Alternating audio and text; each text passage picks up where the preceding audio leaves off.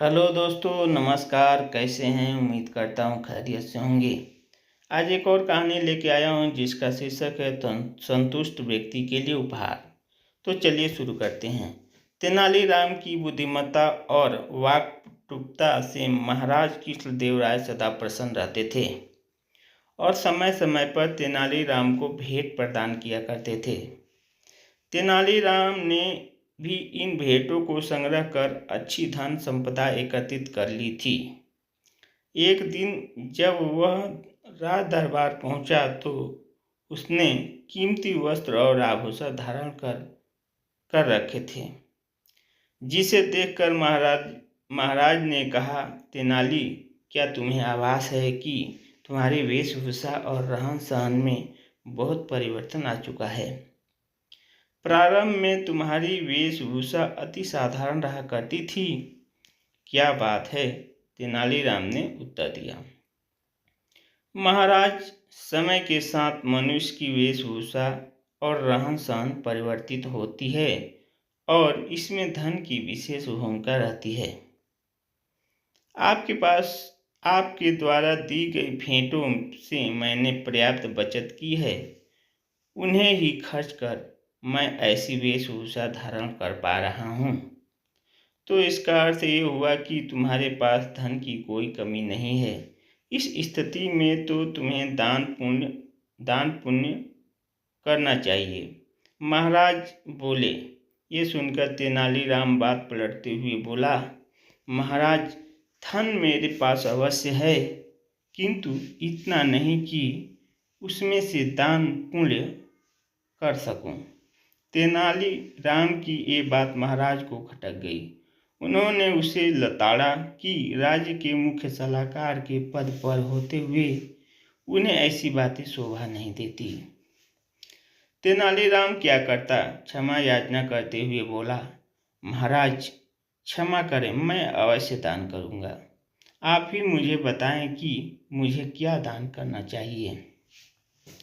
महाराज ने उसे एक भव्य भवन का निर्माण कर दान में देने का परामर्श दिया। तेनालीराम ने महाराज के परामर्श पर अपनी स्वीकृति दे दी। उस दिन के बाद से तेनालीराम भव्य भवन के निर्माण में जुट गया। कुछ माह में भवन निर्मित भी हो गया। अब उसे दान देने की बारी थी, लेकिन किसे? भवन यूं ही किसी को भी दान में दिया जाना उचित नहीं था। तेनालीराम के सोच समझकर उस भवन के सामने एक तख्ती टांग दी, जिस पर लिखा हुआ था, जो व्यक्ति उसके पास जो कुछ है उसमें प्रसन्न और संतुष्ट होगा, वही इस भवन को दान में लेने का पात्र होगा। समय व्यतीत होने लगा, किंतु कोई भी तेनालीराम के पास वह भवन दान में मांगने नहीं आया। एक दिन एक निर्धन व्यक्ति उस भवन के पास से गुजरा तो उसकी दृष्टि उस पर लगी तख्ती पर पड़ी। तख्ती पढ़कर वह सोचने लगा कि इस नगर के लोग कितने मूर्ख हैं, जो इस भवन को दान में मांगने नहीं जाते। क्यों न मैं ही इस भवन को मांग लूं। वह तेनालीराम के पास पहुंचा और उससे भवन दान में देने की याचना करने लगा। तेनालीराम ने पूछा, क्या तुमने भवन पर लगी हुई तख्ती पढ़ी है? हाँ, मैंने एक एक शब्द पढ़ा है, निर्धन व्यक्ति बोला। तो क्या तुम्हारे पास जो कुछ है तुम उसमें प्रसन्न और संतुष्ट हो?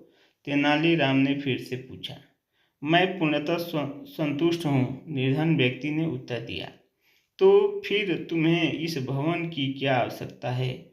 यदि तुम्हें इसकी आवश्यकता है तो फिर तुम्हारी ये बात झूठी है कि तुम अपने जीवन में उपलब्ध चीज़ों से संतुष्ट हो।